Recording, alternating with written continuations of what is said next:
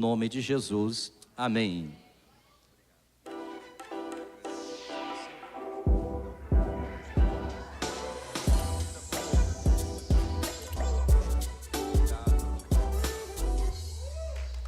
Povo de Deus, que alegria, que bênção estarmos juntos.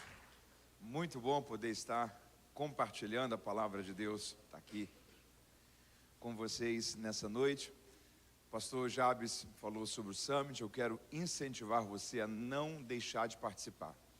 O Summit é uma conferência que ela acontece anualmente na cidade de Chicago, nos Estados Unidos, numa igreja chamada Willow Creek.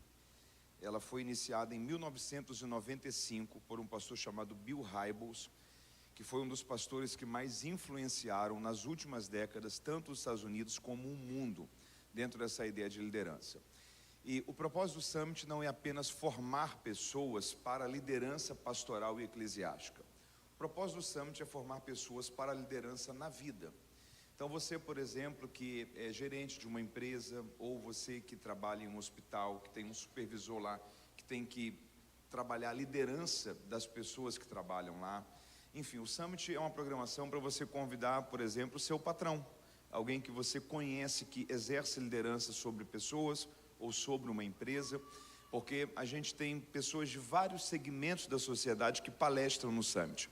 Como o pastor falou, nós temos autoridades políticas, senadores dos Estados Unidos, gente da esfera de gestão pública, da vida privada, na questão de empresas, também dentro do contexto cristão, homens como John Maxwell, que hoje é um dos principais treinadores de liderança do mundo, que também foi pastor por muitos anos nos Estados Unidos. Então o Summit é uma programação que vai acrescentar muito a você, e é uma programação para você também convidar alguém que você conhece, que desenvolve dentro da vida pública mesmo, uma função de liderança, para que ele também possa participar. O Summit acontece anualmente, sempre no mês de agosto nos Estados Unidos. E as mensagens do Summit, elas são traduzidas para mais de 100 idiomas, e são feitas conferências do Summit em todo o mundo. E uma dessas centenas de conferências que são feitas em todo o mundo, Linhares está recebendo nesse ano também para estar aqui com vocês. Então é uma programação que muitas cidades clamam por ter o Summit dentro daquela cidade acontecendo em uma igreja. E vocês estão isso a poucos metros de distância de vocês. Então não perca essa oportunidade. É uma programação para você fazer a sua inscrição e para você também convidar pessoas para participar. São as mesmas mensagens que são ministradas lá. Em vídeo, boa parte da conferência, e são vídeos que você não tem disponível no YouTube, nem em nenhum canal digital. Eles são vídeos da conferência que rodam essa fórmula da conferência de modo itinerante, acontecendo cidade após cidade. Então, faça parte, convide mais alguém. É uma oportunidade boa para você evangelizar por meio do Summit, porque talvez alguém que nunca veio num culto pode vir assistir o Summit e aí criar mais um vínculo com a igreja. Então é uma boa oportunidade para você não deixar de participar. E ore também pelo Summit, acontece em agosto, e as mensagens que são ministradas lá, elas ecoam pelo mundo durante todo um ano. Então eu creio que uma mensagem tem o poder de mudar uma vida. Ore pelos palestrantes, porque aquilo que Deus vai fazer em agosto lá vai alcançar também a vida de vocês aqui em outubro. Amém? Você que está pela transmissão, que bom tê-lo aí, que Deus te abençoe, que a palavra de Deus possa alcançar a sua vida também de uma forma muito especial e possa abençoar você aí onde você estiver. Está com sua Bíblia aí? Vamos lá? Abra sua Bíblia comigo no livro dos Atos dos Apóstolos, capítulo de número 16. Livro dos Atos, capítulo de número 16. Eu gostaria de deixar a mensagem desta noite a você a partir desse texto. Atos 16. O pastor Jabes já falou sobre os livros. Na saída, se você desejar, você terá à sua disposição os 4 títulos que estarão disponíveis a você. São obras que vão servir muito a você no seu tempo de leitura e estudo. A primeira dessas obras é uma enciclopédia sobre a vida dos personagens bíblicos. É uma ferramenta que eu levei mais de 7 anos escrevendo ela. São quase 500 páginas.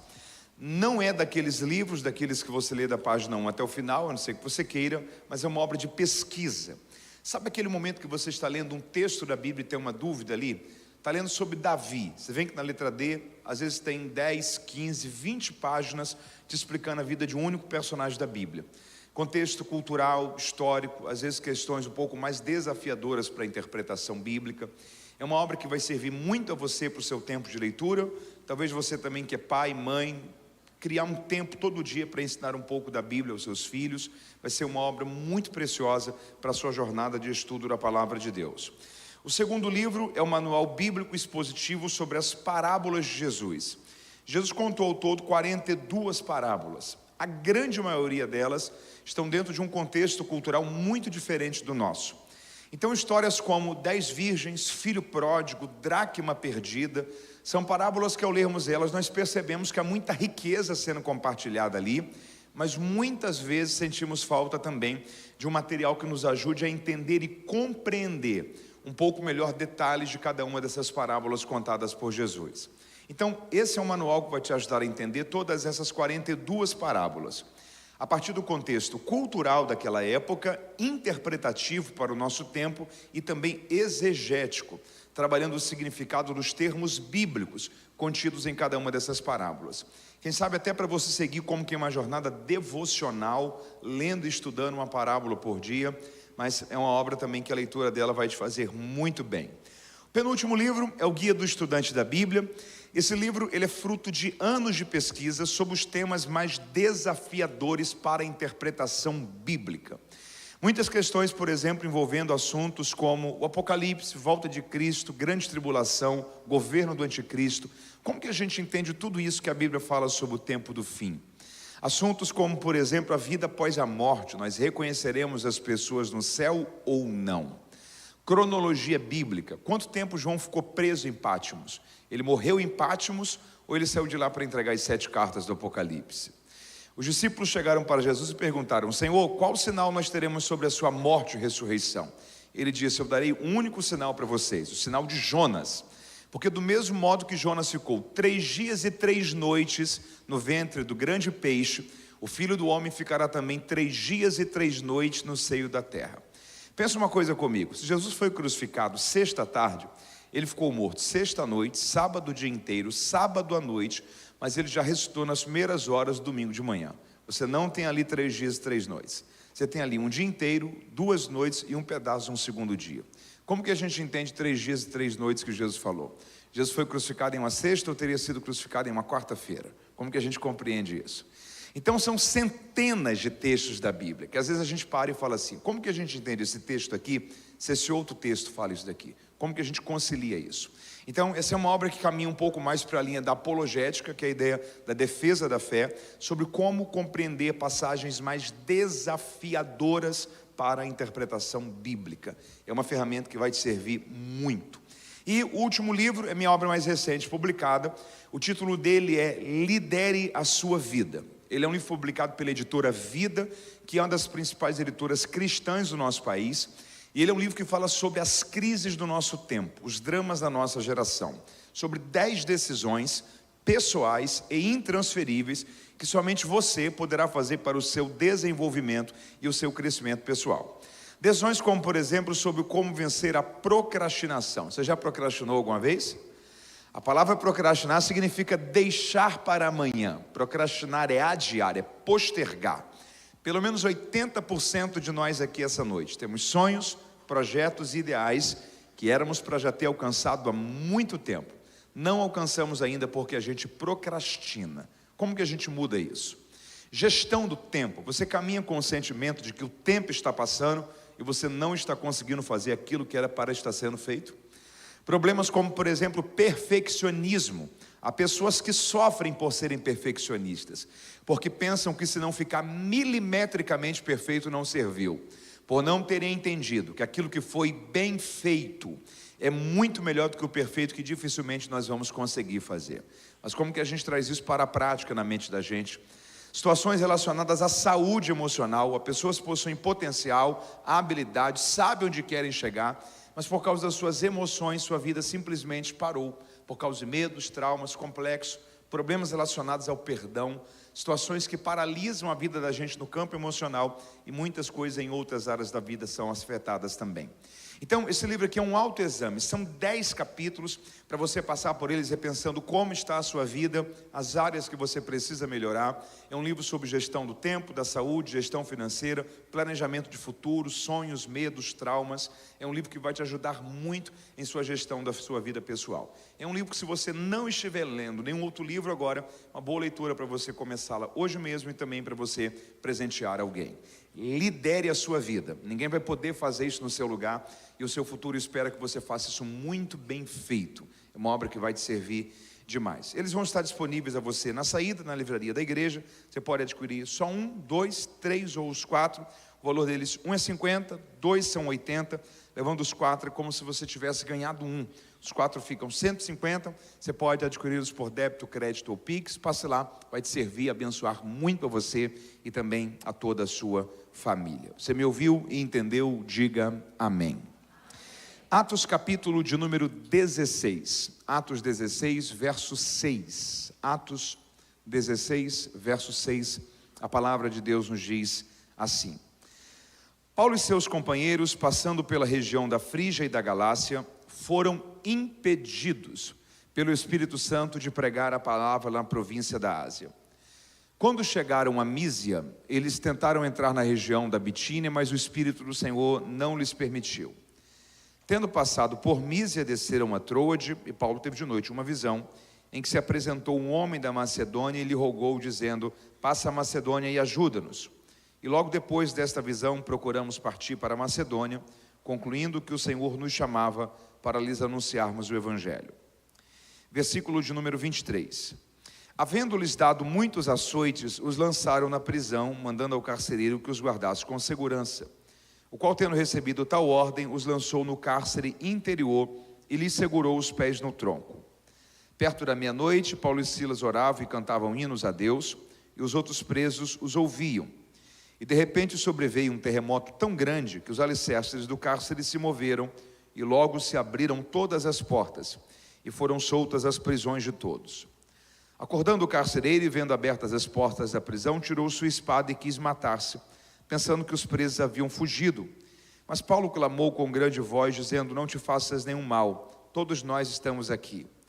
Pedindo luz, saltou dentro da prisão e, todo trêmulo, se prostrou diante de Paulo e Silas, e tirando-os para fora, disse: Senhores, o que é necessário fazer para que eu seja salvo? E eles disseram: crê no Senhor Jesus Cristo, e serás salvo, tu e toda a sua casa. E se você leu comigo, diga amém. Atos 16 é um capítulo muito importante para toda a construção do livro dos Atos. A segunda viagem missionária, ela inicia mesmo no final do capítulo 15, mas a configuração dessa viagem, de fato, vai se dar a partir desse capítulo que nós lemos essa noite, que é o capítulo 16. Quem escreve Atos é Lucas, e Lucas ele escreve Atos dentro de uma organização sequencial. Ele começa apresentando para a gente a igreja em Jerusalém, como que a igreja nasce, o dia de Pentecostes. Atos 1:8, ele fala sobre a projeção que Jesus havia compartilhado, que seria a rota de expansão da igreja. A igreja iria começar em Jerusalém, alcançar toda a Judeia, alcançar Samaria, mas o evangelho não ficaria apenas em Israel. O evangelho iria romper fronteiras, iria chegar também aos confins da terra, iria se expandir por todo o mundo. Até Atos capítulo de número 12, a igreja estava apenas em Israel. Atos 12. A partir do capítulo 13 do livro dos Atos, a igreja ela tem uma expansão por um movimento que ficou conhecido como a primeira viagem missionária. 2 homens foram escolhidos pelo Senhor, Paulo e Barnabé, para esse trabalho. E o trabalho da primeira viagem missionária praticamente era o seguinte: Paulo e Barnabé, eles começaram a viajar o mundo, principalmente a região da Ásia, e eles chegavam em um local que o evangelho nunca antes havia sido pregado ali. Imagina esse desafio: pela primeira vez você vai compartilhar alguém sobre a fé. Eles não sabem quem é Jesus, o que é a igreja, o que é o evangelho, nada disso. E eles anunciavam o evangelho, compartilhavam as boas novas de salvação. E as pessoas ouviam, alguns criam e se convertiam. E mediante a esses que criam e se convertiam, nascia ali uma igreja. E eles deixavam ali algumas semanas, às vezes até meses, cuidando daqueles irmãos, no início daquela igreja. e depois iam para uma outra cidade, novamente uma cidade que nunca antes havia ouvido o evangelho. Pregavam, pessoas criam e se convertiam, nascia mais uma igreja, deixava ali um curto período de tempo e iam para uma outra cidade, e iam repetindo essa mesma desenvoltura, cidade após cidade, plantando igrejas. Então todo o trabalho da primeira viagem missionária foi um trabalho de plantação de igrejas, levando o evangelho a lugares que o evangelho ainda não havia chegado. Quando eles concluem a primeira viagem missionária, eles voltam para Antioquia e depois eles seguem para Jerusalém. É quando você tem o concílio de Atos capítulo 15, o primeiro concílio da igreja. Final do capítulo 15, Paulo e Barnabé entendem então que era o momento deles revisitarem aquelas igrejas em uma segunda viagem missionária, para ver como estavam aqueles irmãos, os conflitos, as orientações que eram necessárias, novos líderes sendo levantados, enfim, todo um trabalho de manutenção para essas igrejas. E é a partir dessa decisão que se inicia a segunda viagem missionária.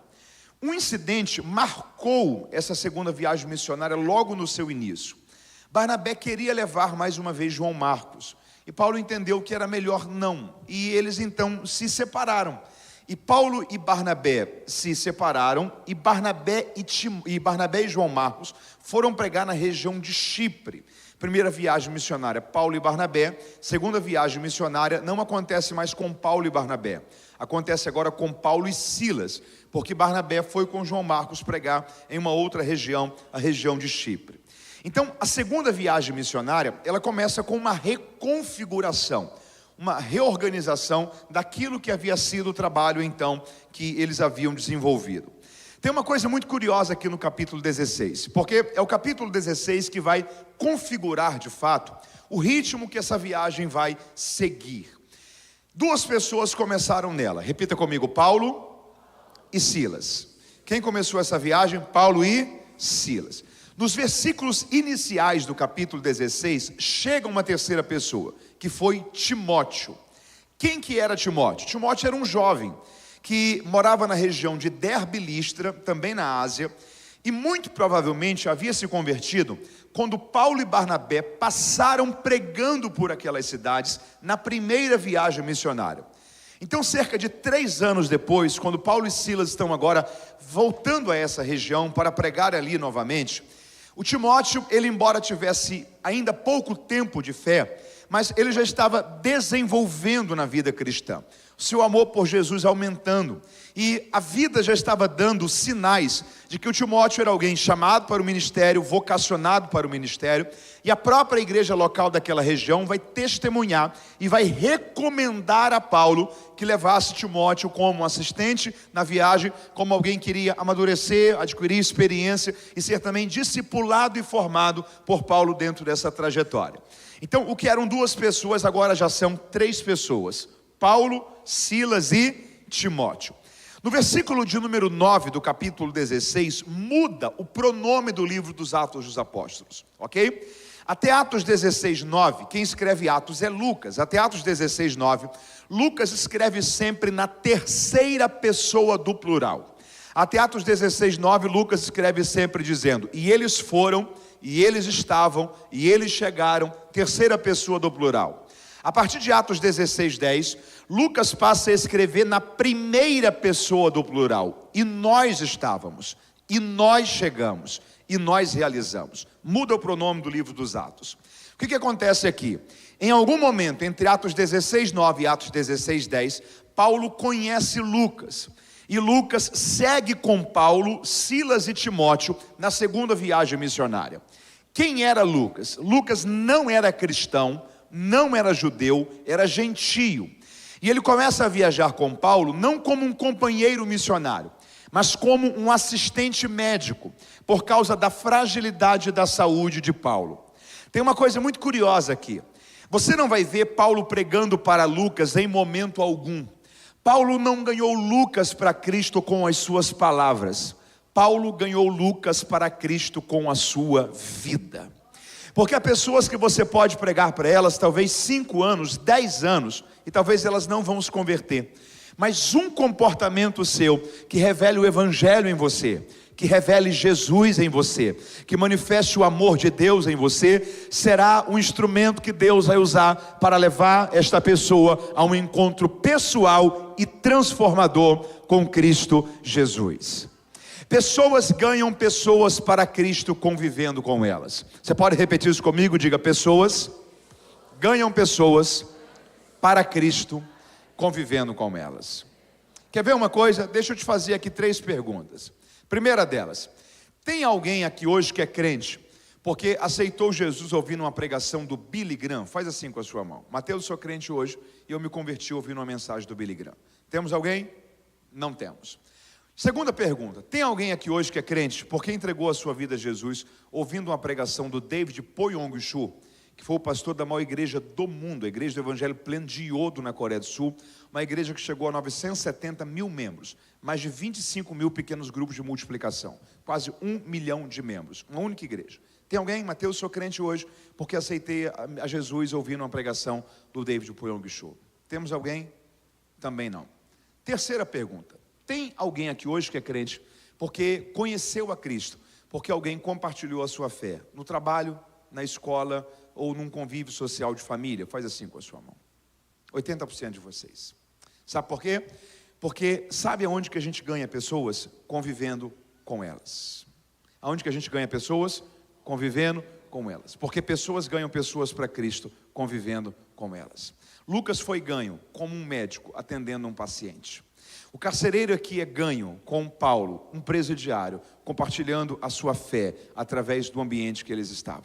Sabe onde é que você ganha pessoas? Você ganha pessoas sendo o dentista dela, sendo o advogado dela, sendo o instrutor dela, sendo o professor dela, ou sendo o funcionário dela. Você precisa entender que para você é o seu emprego, para Deus é um campo missionário. Para você é onde você estuda, para Deus é um campo missionário. Para você é onde você mora, para Deus é um campo missionário. Porque pessoas ganham pessoas para Cristo convivendo com elas. Guarde uma coisa com você: você será a única Bíblia que alguém irá ler. Alguém convive com você que nunca terá uma Bíblia. Alguém que convive com você, que nunca lê um texto da Bíblia, que nunca terá uma Bíblia em casa, que talvez venha de uma família que nunca falaram para elas sobre Jesus. Tudo que elas vão saber sobre o que é ser cristão, é o que elas estão vendo você ser, aonde você trabalha, aonde você estuda, aonde você mora. Seja uma Bíblia para alguém, que faça essa pessoa conhecer a Deus, querer conhecer a Jesus, e ter uma noção de que o Evangelho é o poder de Deus para transformar a vida do homem. Eu quero crer em nome de Jesus, que esse ano ainda, Deus vai usar a sua vida, para que através da convivência com você, alguém tenha um encontro pessoal e transformador com Cristo Jesus. Você diz amém por isso? Pessoas ganham pessoas para Cristo convivendo com elas. Levante suas mãos e diga assim: Senhor, ajuda-me a ser alguém que através da minha vida, da minha rotina, eu possa levar alguém a Cristo. O melhor lugar para você ganhar alguém para Jesus é fazendo aquilo que você faz todos os dias. Ali. Porque aonde tem alguém não alcançado, ali é um campo missionário. Aonde tem alguém que ainda não foi alcançado, ali é um lugar que Deus quer usar a sua vida. Então, essa viagem aqui, ela é composta por 2 pessoas que já estão no ministério, alguém que está iniciando no ministério e alguém que nem crente era. Por quê? Porque o reino de Deus, ele se expande através dos nossos relacionamentos, através da convivência, através da fé sendo compartilhada. Você entende isso? Você precisa sair dessa conferência apaixonado por isso. Você precisa sair dessa conferência dizendo assim: ó, eu vou alcançar mais alguém. Mas como que eu faço para alcançar mais alguém? Eu tenho que ir para o Vale do Jequitinhonha? Talvez não. Eu tenho que ir para a África? Talvez não. Aonde é que está um perdido, um pecador? Alguém que precisa ser alcançado? Aonde você mora? Aonde você trabalha? Aonde você estuda? O que a gente precisa é levar alguém a Cristo, é compartilhar a nossa fé com alguém que ainda não conheceu a Jesus.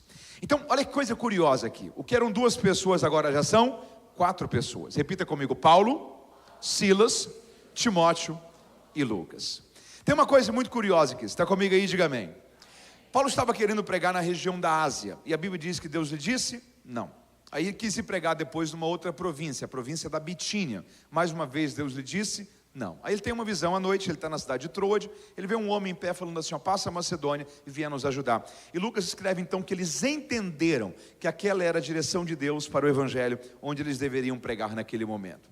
Deus está ensinando aqui para Paulo duas grandes lições. Guarde isso com você. Duas grandes lições que Paulo aprendeu com Jesus aqui, que a gente precisa aprender também essa noite e levar para a nossa vida.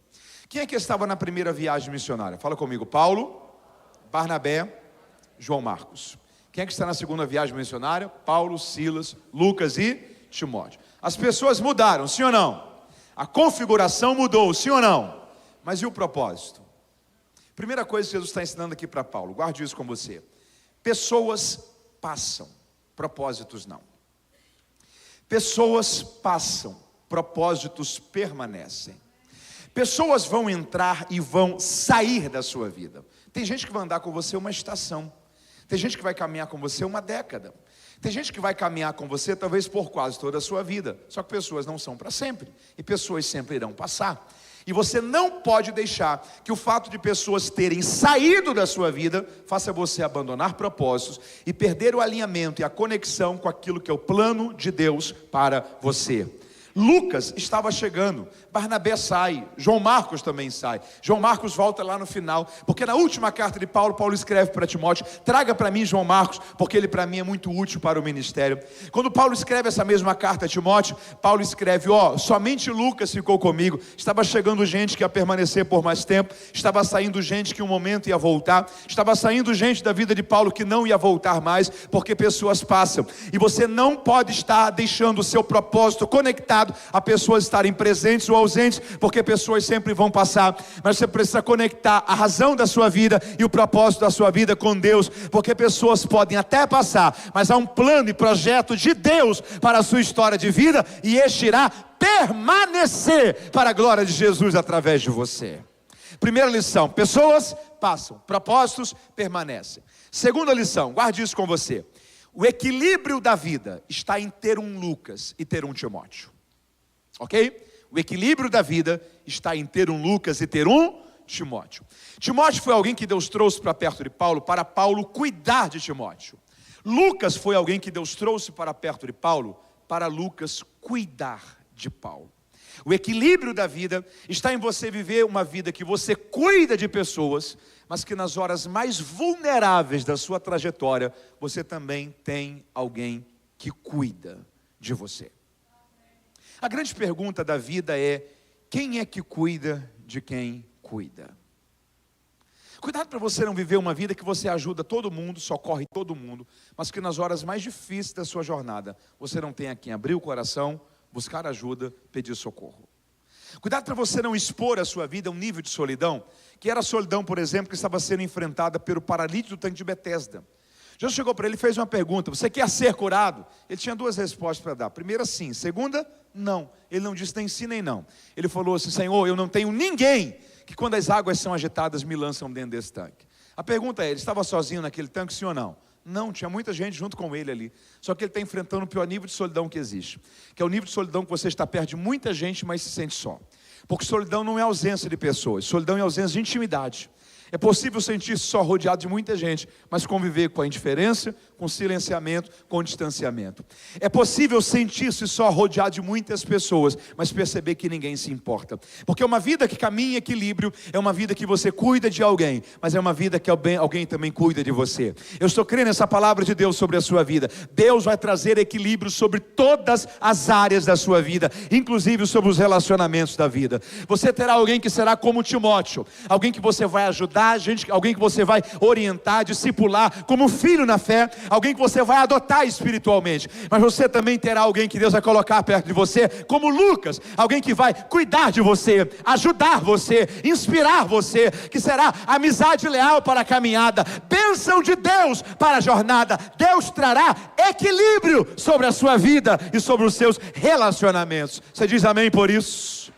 Deus estava reorganizando a vida de Paulo. Sabe o que Deus estava ensinando para Paulo aqui?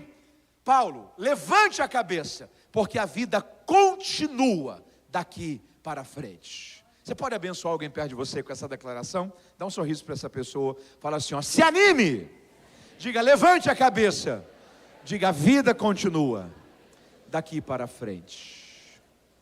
Eu preciso dizer uma coisa aqui para você. Quem está me ouvindo, diga amém. Recomece a vida. Deixa eu te falar uma segunda vez. Recomece a vida. Deixa eu te falar uma terceira vez. Recomece a vida. Tem duas palavras que elas são muito curiosas. Repita comigo: frustração e realização. Guarde essas definições. Frustração é a dor da memória que eu não vivi. Ok? Frustração é a dor da memória que eu não vivi. Chegue para alguém que tem uma frustração. Sabe o que ele vai dizer para você? O ano era 1988. Mas como é que foi? Aconteceu isso. Mas como é que foi essa história? Ele ia falar para você: o ano era 1995. Porque frustração é a dor da memória que eu não vivi. Realização é o oposto disso. Realização é a alegria da memória que eu criei. Frustração é a dor da memória que eu não vivi. Realização é a alegria da memória que eu criei. Frustrações doem. Realizações deixam a gente cheio de orgulho. Deixa eu falar uma coisa para você. Você precisa entender que tanto frustrações como realizações são passado. Você não pode deixar a sua vida parada por causa de algo que deu errado lá atrás.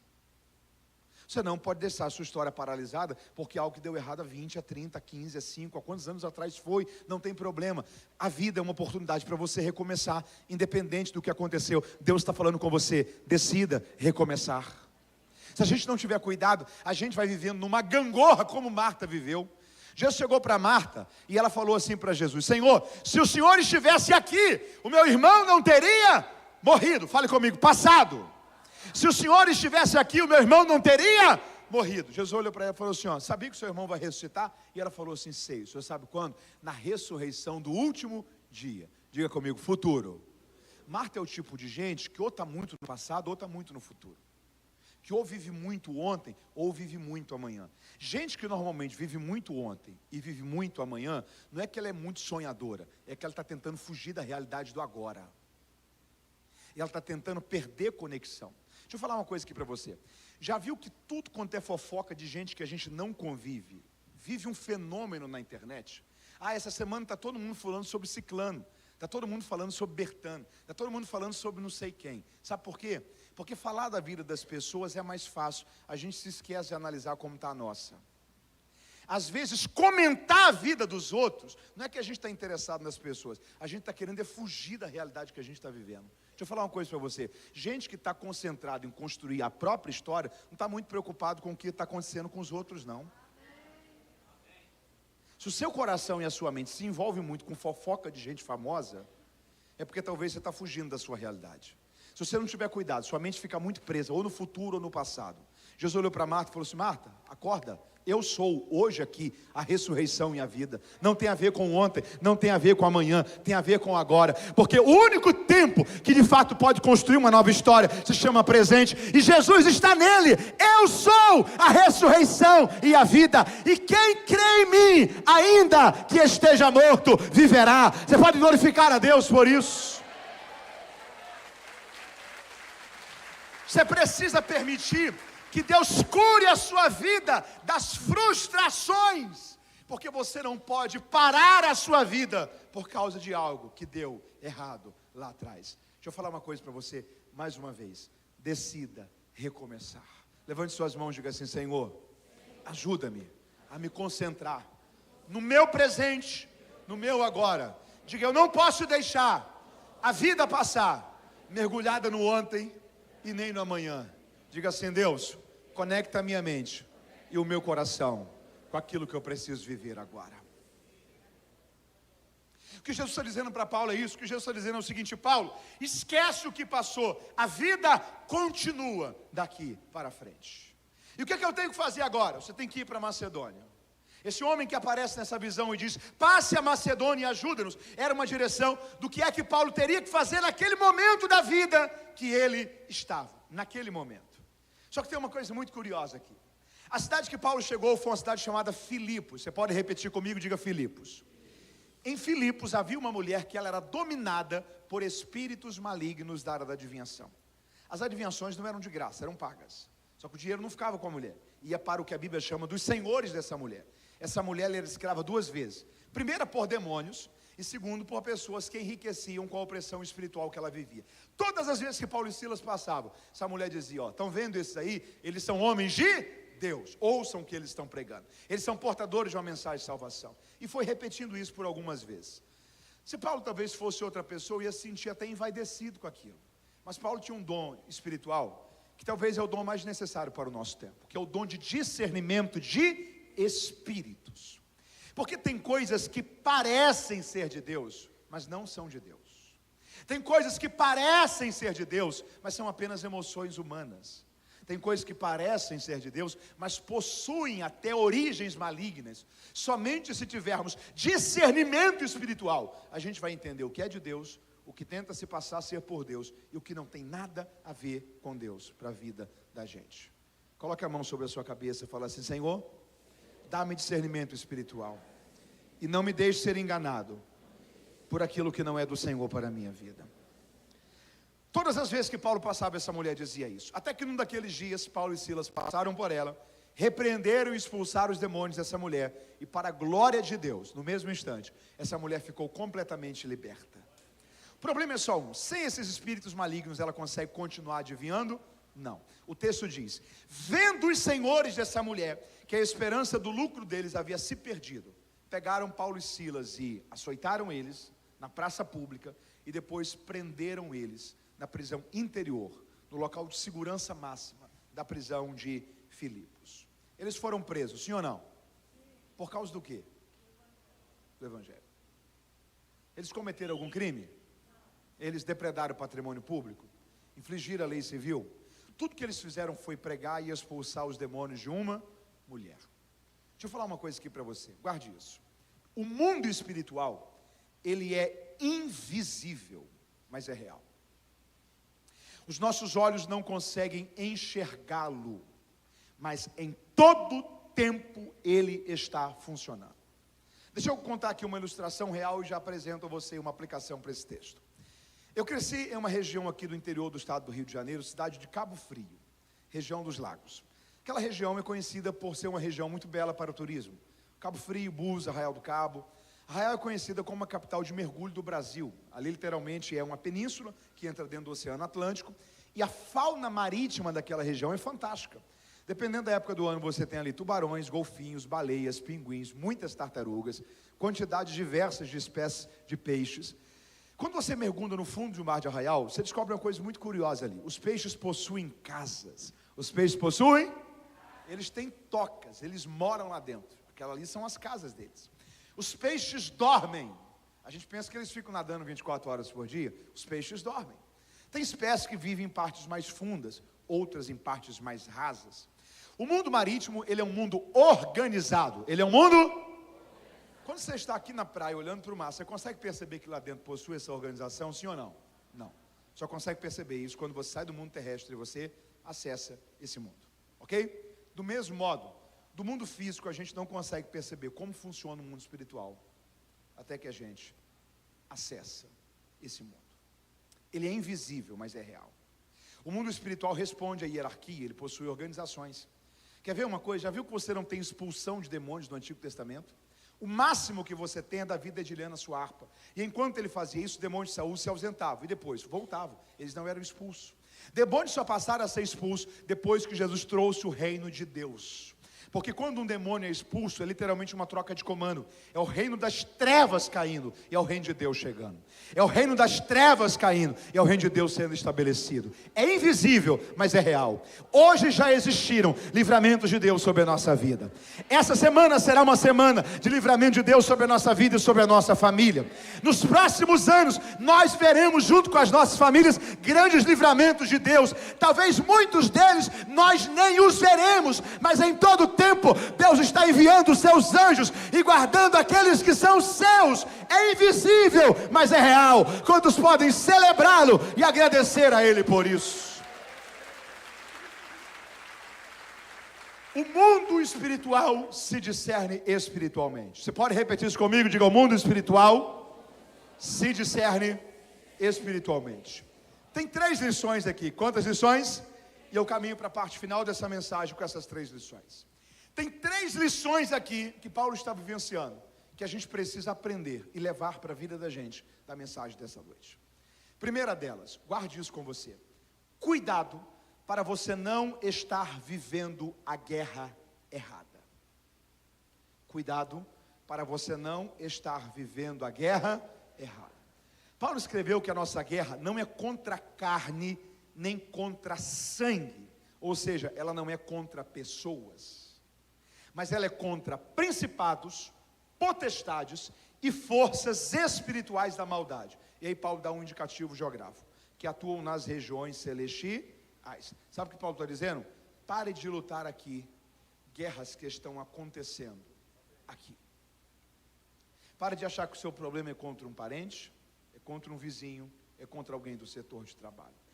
Os agentes desta guerra podem até ser humanos, mas a origem desta guerra não é humana. A origem desta guerra é espiritual. Em primeiro lugar, cuidado para você não estar lutando a guerra errada. Segundo lugar, guerras espirituais só se vencem com armas espirituais. Guerras espirituais só se vencem com armas espirituais. Aos Coríntios, Paulo escreveu que as armas com as quais lutamos, elas não são carnais, elas são espirituais. E elas são poderosas em Deus para a destruição de fortalezas. Aos Efésios, Paulo escreveu: revestivos de todas as armaduras de Deus. O segredo está em estarmos revestidos das armaduras de Deus? Não. O segredo está em estarmos revestidos de todas. Se elas estiverem incompletas, nos tornamos vulneráveis para o dia mau. Quais são essas armaduras? Paulo vai alegorizá-las e explicá-las. Paulo vai dizer, por exemplo, que tem uma sandália, que são sandálias para a propagação do evangelho da paz. Quem aqui tem sandália em casa, faz assim com a sua mão? Sandália você coloca quando você vai se movimentar. O que Paulo está dizendo é: utilize todas as suas movimentações para levar o evangelho junto com você. Quando você for, leve Jesus. Quando você for desejar uma boa semana para alguém, boa semana, que Deus te abençoe. Boa semana, que Jesus abençoe a sua família. Uma boa noite, que Deus abençoe o seu lar. Onde você for, leve a fé com você. Calce os seus pés com as sandálias para propagar o evangelho da paz. Tem um capacete, que é o capacete da salvação. Capacete você coloca onde? Na cabeça. Sabe o que Paulo está dizendo aqui? Não deixe nada tirar a salvação da sua cabeça. Não deixe nada tirar o céu do seu coração, da sua mente, do seu entendimento. Não deixe nada tirar aquilo que é espiritual e eterno das suas prioridades. Coloque sobre a sua cabeça o capacete da salvação. Tem uma couraça, que é a couraça da justiça. A couraça era aquela peça que revestia todo o peitoral. Sabe o que Paulo está dizendo aqui? Se revista daquilo que é justo. Se revista daquilo que é correto. Porque Deus sempre vai estar contra o engano. Deus sempre vai estar contra a mentira. Se você estiver revestido daquilo que é correto, eu tenho uma boa notícia para você. Você terá ao seu lado o melhor de todos os advogados. Quem que é o nosso advogado? Há uma regra que ela é central no ambiente da advocacia. Você nunca mente para um advogado. Você nunca mente para um. Ele precisa montar a sua defesa. Independente do que aconteceu, você nunca mente para um advogado. Se você omite dele parte do que aconteceu, quando você for ao tribunal, ele não vai estar pronto para te argumentar. E a acusação, com certeza, vai ser facilmente vencida. Você nunca mente para um advogado. Aconteça o que tiver acontecido. Quem que é o nosso advogado? Mateus, então Jesus não sabe o que aconteceu? Claro que sabe. Mas Ele espera que você venha com o coração contrito, rendido, quebrantado aos seus pés. Deixa eu dizer uma coisa para você. Quem rejeita Cristo hoje como advogado, um dia terá que enfrentá-lo como justo juiz. No juízo final ele não será advogado, ele será juiz. A igreja não irá ao juízo final, a igreja irá ao tribunal de Cristo. Os ímpios não irão ao tribunal de Cristo, somente a igreja. Os ímpios irão ao juízo final, a igreja irá ao tribunal de Cristo. No tribunal de Cristo ninguém será condenado, será apenas para galardoar. No juízo final ninguém será absolvido, será apenas para condenação eterna. A igreja não estará lá. Quem rejeita Cristo hoje como advogado, um dia terá que enfrentá-lo como justo juiz. Aproveite tê-lo como advogado e se revista daquilo que é justo. Tenha a couraça da justiça e você terá Cristo guerreando as suas guerras e trazendo vitória sobre áreas e batalhas da sua vida. Há um escudo nessas armaduras, que é o escudo da fé. Por que a fé funciona como escudo? Porque todos os dias nós somos bombardeados por dardos inflamados, lançados pelo maligno. Todo dia o diabo tenta te parar, te trazer desânimo, te fazer desistir, te fazer distanciar-se da fé, abandonar a cruz. Sabe por quê? Que apesar de ser tão bombardeado, você não para. É porque quando esses dardos estão vindo, eles não conseguem te alcançar. Na tua frente tem um escudo. Que escudo é esse? A fé. A fé te lembra que Deus não é homem para mentir, nem filho do homem para se arrepender. A fé te lembra que Deus vela pela sua palavra para a fazer cumprir. E todas quantas forem as promessas que Ele te fez, no tempo certo se cumprirão. Esse ano você vai continuar a avançar pela fé.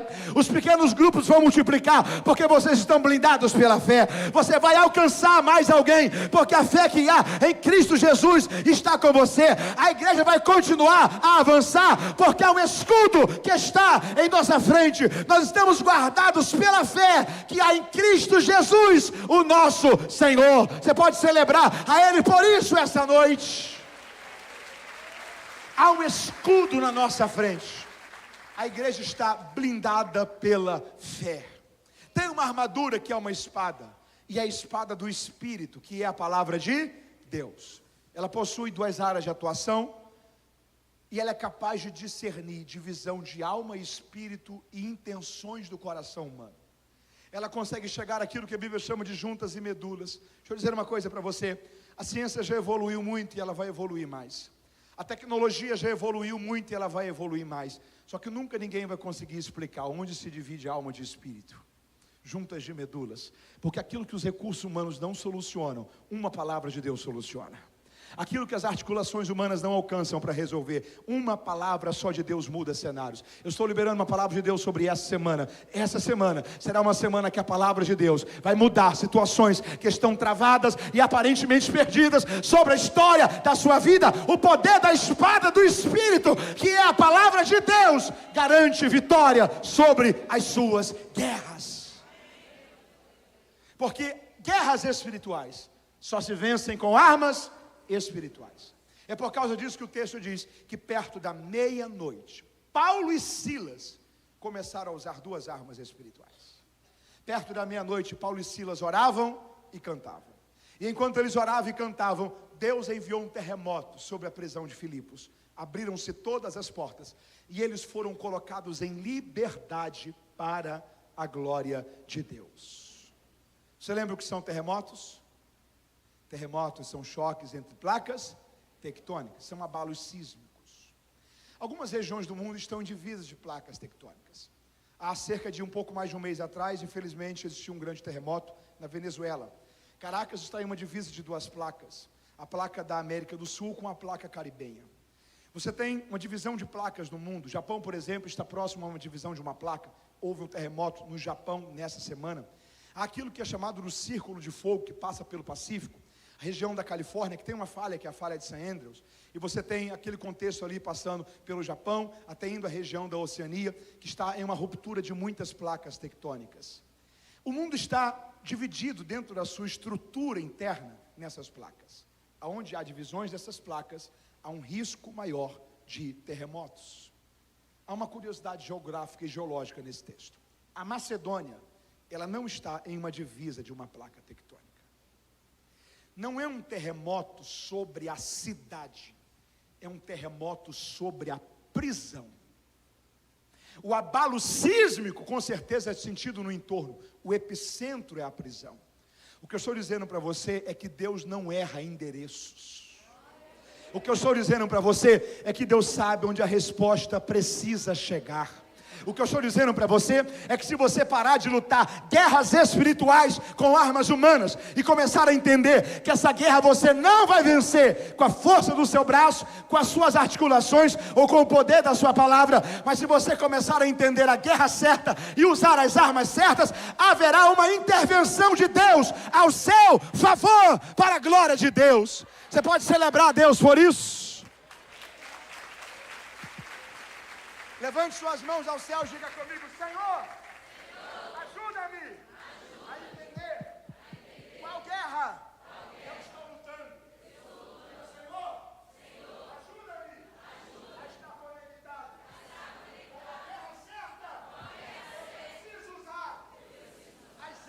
certas. Você entende isso? Primeiro lugar, cuidado para você não estar lutando a guerra errada. Segundo lugar, guerras espirituais só se vencem com armas espirituais. Terceiro lugar, me responda uma coisa: foi fácil para Paulo e Silas terem sido presos, sim ou não? Eles queriam ir pregar naquela região, eles queriam ir pregar na Ásia. Deus disse que para eles, não. Aí depois eles queriam ir pregar na região da Bitínia. Deus disse que para eles, não. Aí Deus manda eles irem para Macedônia.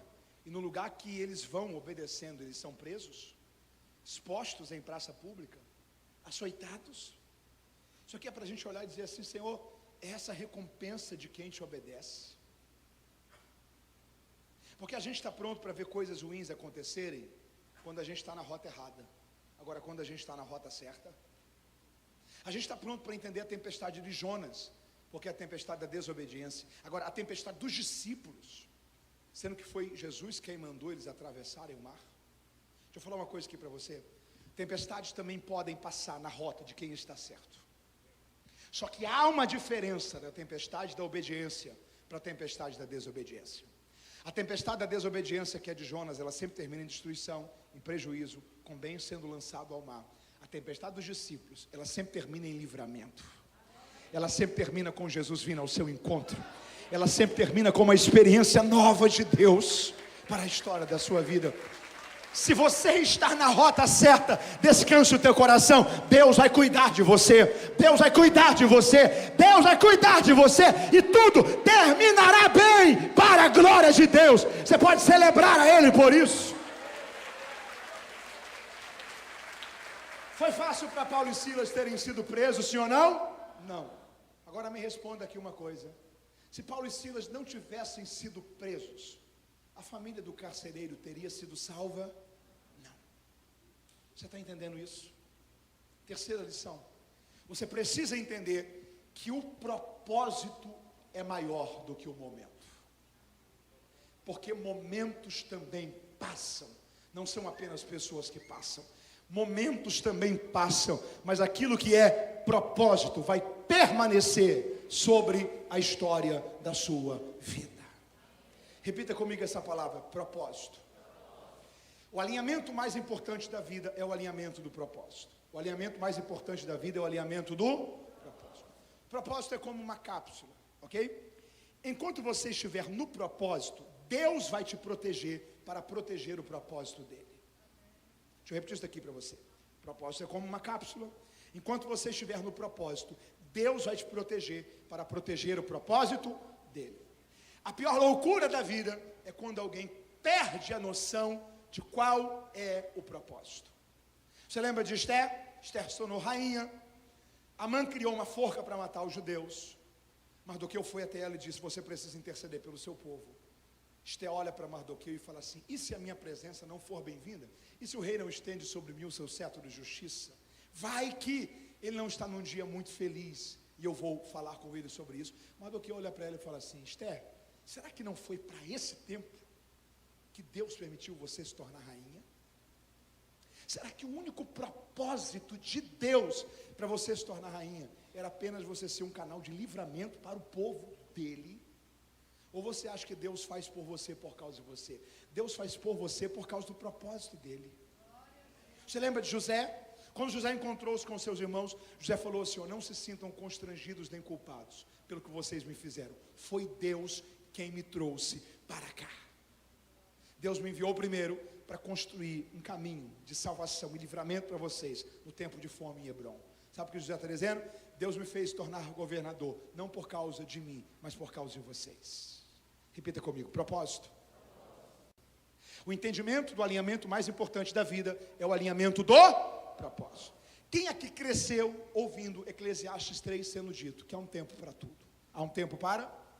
Há um tempo para? Quem já ouviu esse versículo assim? Você sabia que ele não está na Bíblia? Não, Mateus, não. Eclesiastes 3 diz uma coisa diferente. Eclesiastes 3 não diz que há um tempo para tudo, mas Eclesiastes 3 diz: há um tempo para todo propósito debaixo do céu. Repita isso comigo: não vai dar tempo para tudo. Diga: só vai dar tempo para o que for propósito. Sabe qual é a loucura da vida? Tentando fazer tudo, começar a abandonar o que era propósito. Não vai dar para fazer tudo. Você vai ter que ter paz de espírito, ser bem resolvido em suas emoções e não se culpar por isso, por algumas coisas que você vai ter que dizer não, colocar em segundo plano e não se culpar caso você não conseguir fazer. Só que se você não viver e fazer e priorizar o que é propósito, isso talvez vai trazer consequências muito ruins para a caminhada. Há um tempo atrás, estou encerrando essa mensagem aqui, eu li um livro de um escritor norte-americano. O título é Ah, Se Eu Soubesse. Ele é um empresário muito bem sucedido, depois de décadas da vida do empreendedorismo. E ele fala sobre uma experiência de um momento da vida, que ele tirou 30 dias. Quantos dias? E naqueles 30 dias ele decidiu não abrir a caixa de e-mails dele. Ouça isso. O empresário não abrir a caixa de e-mails nos Estados Unidos é uma loucura, porque eles não usam WhatsApp, a vida deles é por e-mail. E ele destinou pessoas para cuidar daquela rotina dos e-mails. E durante os próximos 30 dias ele iria cuidar da sua saúde, das suas emoções, ter tempo com a sua família, ter tempo com Deus. Ele iria cuidar do que era importante, do que era. E ele cria aí um conceito que é cuidado para você não deixar aquilo que é urgente te roubar do que é importante. Cuidado para você não deixar que aquilo que é urgente te roube do que é importante. E ele tirou 30 dias para ele cuidar disso. Repita comigo, descansar. Deixa eu falar uma coisa para você aqui. Se você estiver cansado, não desista, descanse. Solução para cansaço não é desistir. Solução para cansaço é descansar. Tire férias. Você pode dizer para alguém que está perto de você, diga assim, tire férias. Fala assim, terra cansada não produz. Não fala assim, ó, tire férias. Fala assim, porque o dinheiro volta, o tempo não. O dinheiro volta, o tempo não. Seus filhos nunca mais terão a mesma idade. Seus netos nunca mais estarão no mesmo tamanho. Invista em experiências, porque a riqueza da vida está nas memórias. Em 20 anos você não se lembrará quanto custou, mas você se lembrará quão feliz você foi. A riqueza da vida está nas memórias. Se você estiver cansado, não desista, descanse. Viva. 30 dias. Quantos dias? 30 dias depois ele retoma. E quando ele volta, por curiosidade, ele abre a caixa de e-mails para ver o que ele deixou de acompanhar naqueles 30 dias. E ele chegou a uma constatação muito curiosa. Mais de 90% dos problemas que estavam ali eram problemas que ou não precisava dele para resolver, ou problemas que, caso não fossem resolvidos, não faria diferença alguma em 10 e 20 anos. Porque eram apenas urgências, mas se ele tivesse concentrado a rotina e o tempo ali, aquilo teria roubado ele do que de fato era importante. A vida tem muito mais urgências do que coisas importantes. Importante é aquilo que, se você não priorizar agora, ninguém poderá fazê-lo por você. E talvez em 10, 20 anos pode custar tudo. Cadê as mulheres que estão aqui que amam o seu cabelo? Faz assim com a sua mão. Se eu trouxesse uma tesoura para esse culto, você deixaria eu cortar o seu cabelo? Não? Só que se você tivesse duas alternativas, quantas? Cortar os cabelos ou cortar os dedos. Você cortaria o quê? Sabe por que você cortaria o cabelo? Porque o cabelo cresce de novo, os dedos não. Cuidado para você não estar sacrificando as coisas erradas na vida. Tem coisas que, se você não conseguir fazer agora, talvez você faz em 10 anos. Tem coisas que, se você não conseguir fazer agora, talvez em 15 anos não fará nenhum sentido se foi feito ou não.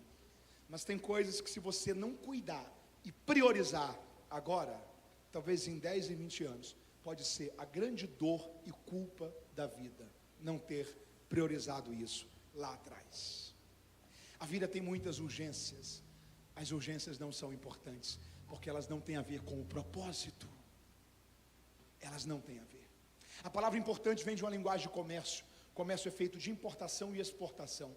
Quando você tem um produto lá de dentro, você precisa enviá-lo para fora, você faz o quê? Exporta. Quando você tem um produto lá de fora, precisa trazê-lo para dentro, você faz o quê? Importa. Porque é importante aquilo que tem que estar perto. Importante é aquilo que não pode estar longe.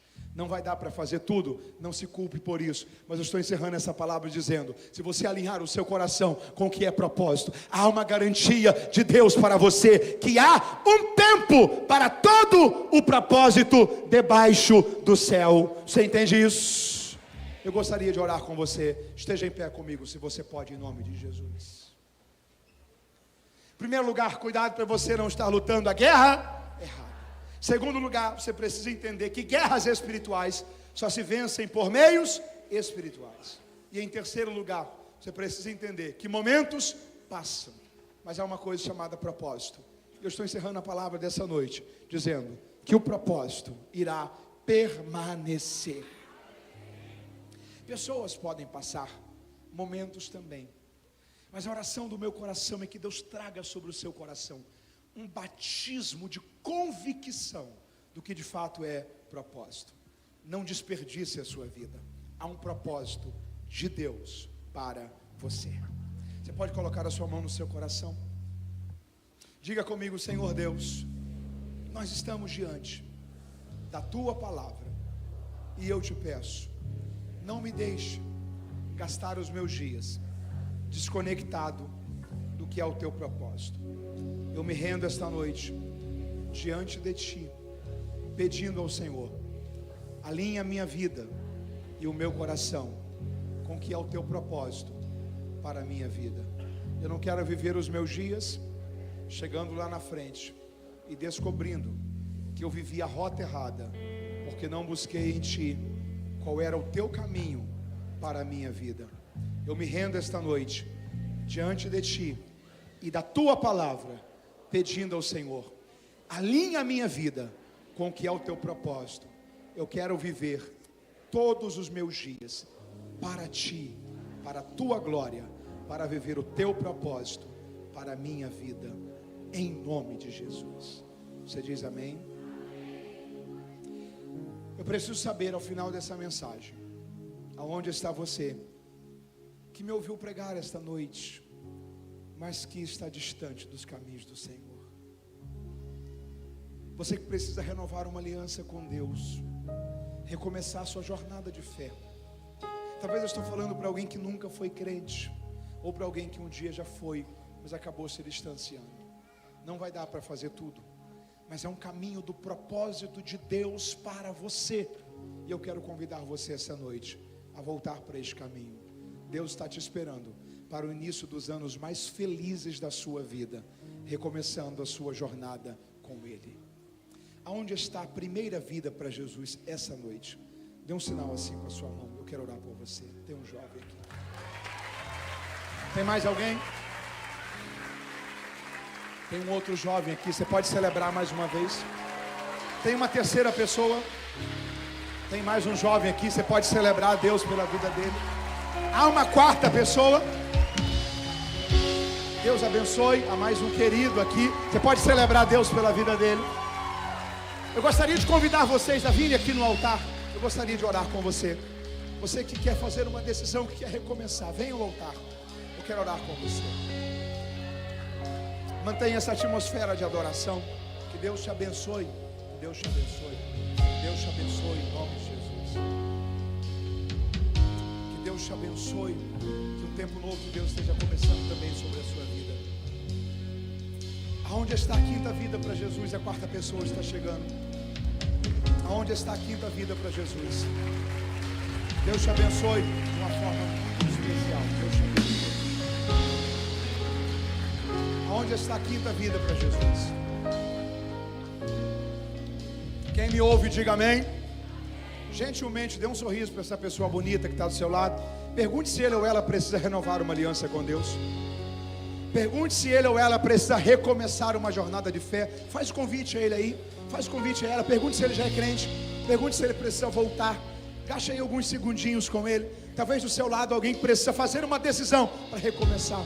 Ajude ele a chegar. Traz ele. Vem com ele. Vem com ela. Eu estou esperando a quinta vida para Cristo nessa noite. Cadê você? Só sabe a falta que faz Jesus em uma casa quem cresceu em uma casa que Jesus não estava nela. Está chegando a quinta vida. Você pode aplaudir ao Senhor? Me ouça nisso. Só sabe a falta que faz Jesus em uma casa quem cresceu em uma casa que Jesus não estava nela. Só sabe a falta que faz Jesus em uma casa quem cresceu em uma casa que Jesus não estava nela. A falta que faz Jesus em uma casa, sabe o filho que cresceu em um lar que a família foi destruída pelos vícios, pelos jogos, pelo álcool, pelas drogas, pela falta de amor, pela falta da presença de Deus. É mais do que uma decisão sobre você, é uma decisão sobre as pessoas que você mais ama. É um novo destino que você está apontando também para a vida delas. É o reconhecimento de quem é o Senhor de sua vida, de como você viverá os seus dias. Se há mais alguém que me ouviu pregar essa noite, mas que você sabe que a vida não pode terminar agora, porque se a vida terminar agora, talvez a eternidade está indo para uma vida sem Deus. A pergunta é: se a vida terminar agora, você está em paz acerca do lugar que você viverá a eternidade? Se a resposta para esta pergunta é não, nesse momento, você não pode brincar com a sua eternidade. Você precisa renovar a sua aliança com Deus, abandonar todos os pecados que até hoje talvez te conectaram com uma vida distante de Deus, e dizer: Senhor, eu me rendo esta noite. Eu sei que sozinho eu não consigo, mas eu estou buscando ajuda e socorro, e eu quero renovar a minha aliança contigo. Eu quero recomeçar a minha jornada de fé. Eu estou à espera da sexta vida que precisa fazer uma decisão por Cristo esta noite. É pelo seu futuro, é pelos seus filhos, é pela sua casa, é pela alegria da sua família. Aonde está a sexta pessoa? Está vindo mais uma vida. Está vindo mais uma vida. Você pode aplaudir ao Senhor por eles.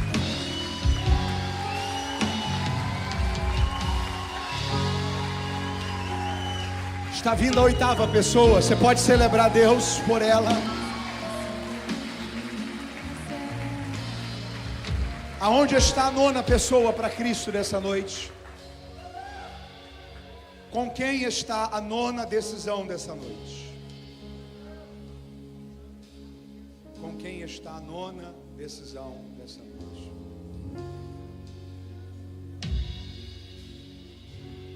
Chegou a nona vida. Você pode celebrar Deus por ela. Aonde está a décima vida? É um casal? São os dois? Está vindo a décima vida. Você pode celebrar Deus por esse jovem. Aplauda o Senhor bem forte por essas 10 vidas. Aplauda o Senhor bem forte por essas 10 vidas.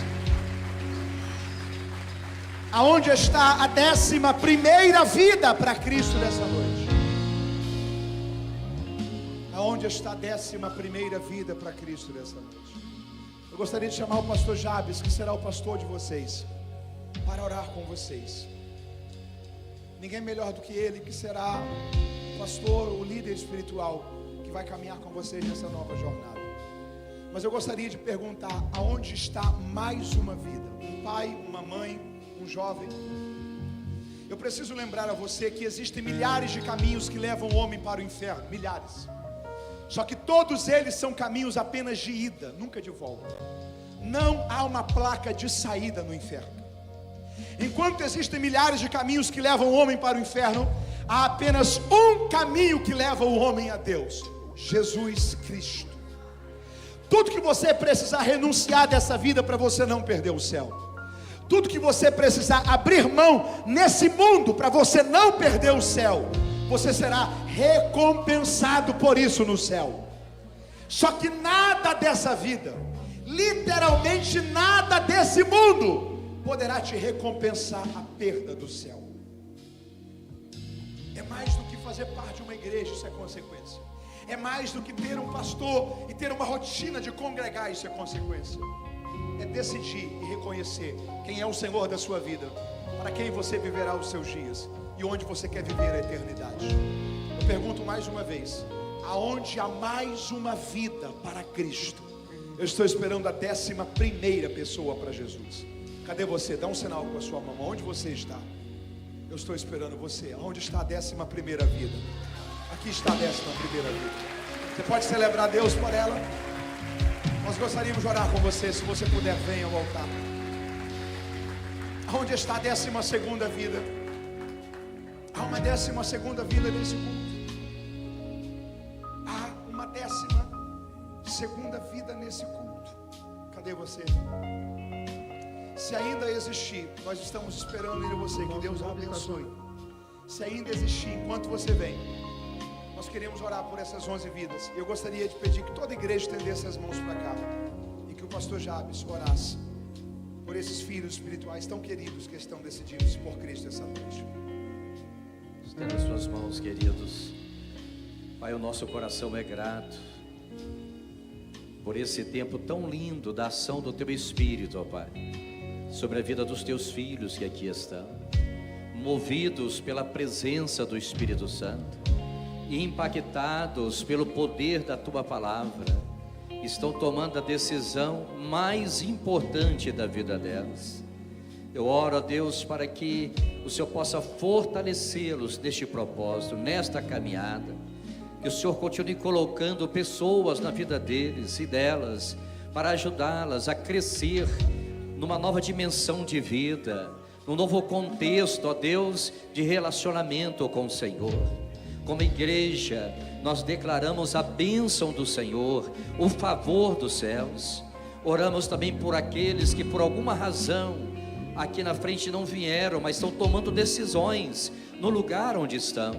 Que o Senhor possa, ó Pai, confirmar nos céus, ó Pai, o nome de cada um, a motivação de cada coração, o propósito de cada vida, que é viver para o louvor e para a glória do nome de Jesus. Obrigado por esta palavra, obrigado por essa conferência, obrigado por tudo que o Senhor está fazendo em nós e através de nós. Com gratidão no coração, nós declaramos mais uma vez o favor dos céus sobre cada um dos teus filhos e filhas, e aplaudimos ao Senhor em nome de Jesus, em nome de Jesus.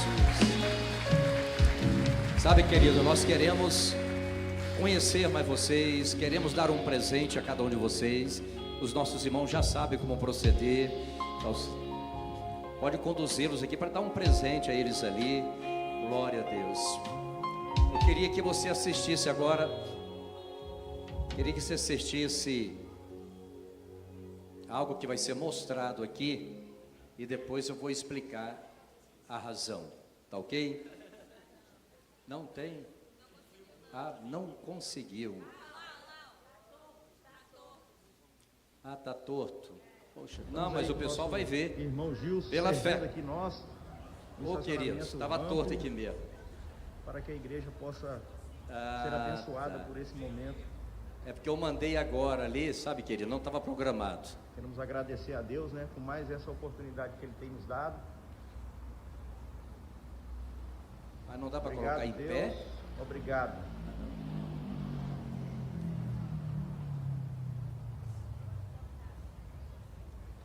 Tudo bem, tá ok. No nosso que eu estou novo querendo dizer estacionamento aqui, onde que Deus Pode tirar. Tá.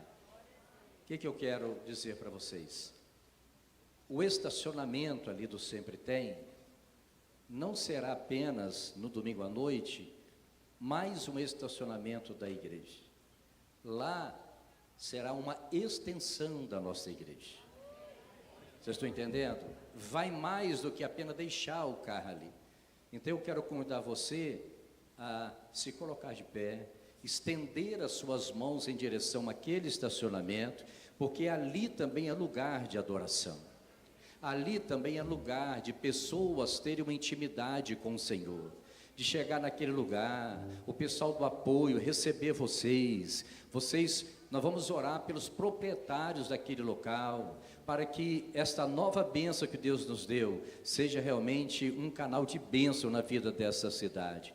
Pai, com gratidão no coração, nós queremos louvar o Teu nome e agradecer, por este espaço que nos foi cedido para estacionar os nossos veículos, que não será apenas para isso, ó Deus. Nós cremos que há um propósito do Senhor para que vidas sejam alcançadas. Nós declaramos a tua bênção sobre os proprietários desta empresa, que eles possam também ter experiências com o Senhor, e que através dessa porta que se abriu, outras portas se abram para a pregação do Evangelho, e o teu nome ser honrado e glorificado. Nós consagramos aquele lugar para o louvor e para a glória do nome de Jesus. Você pode dizer amém?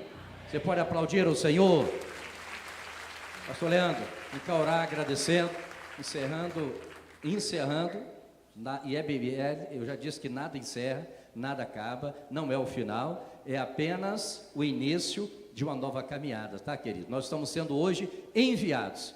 Então, nas celas, uma semana de bênção, uma semana de convites, uma semana de consolidar a decisão que muita gente tomou aqui durante essas celebrações. Eu espero por vocês na terça e na quarta aqui pela manhã. Amém, glória a Deus. Estenda suas mãos nessa noite. Você está saindo feliz daqui nessa noite? Nós louvamos a Deus pela Conferência Pulsar 2026. Começamos um novo tempo e nos preparamos para a Conferência Pulsar 2027, amém? Estenda suas mãos, que o grande amor de Deus o Pai, a graça de nosso Senhor Jesus Cristo, as doces consolações e a comunhão do Espírito Santo sejam com todos aqueles que amam e aguardam a vida de Jesus, e todos digam